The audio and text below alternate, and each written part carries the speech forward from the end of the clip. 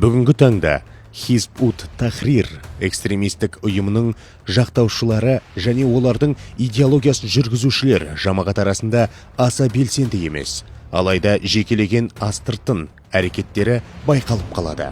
Хизб ут-Тахрир 1953 жылы Иорданияда құрылған экстремистік ұйым. Ұйымның негізгі мақсаты ислам мемлекетін құру және демократиялық принциптерден бас тарту. 2020 жылы Алматы соты тыйым салынған ұйымға қатысу және араздықты қоздыру деген айыптармен 2 әйелге бас бостандығын шектеу үкімін шығарды.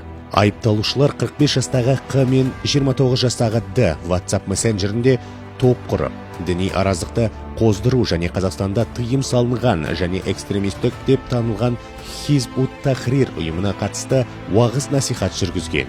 Хизб ут-Тахрирдің шетелдік үгітшілері мен жақтастары зорлық-зомбылықты жоққа шығарамыз және қоғамды бейбіт жолмен өзгертуге тырысамыз деп мәлімдейді.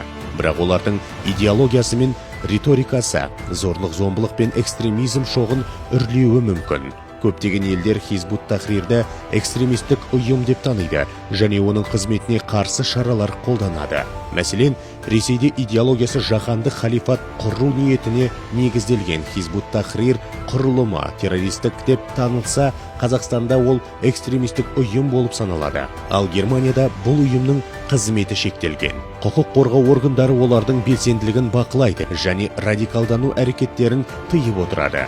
Хизб ут-Тахрир сияқты экстремистік ұйымдардың қызметі туралы хабардар болыңыз, сақ жүріңіз. Олардың идеологиясының түпкі мәнін түсініп, радикализм дауылына қарсы тұру өте маңызды.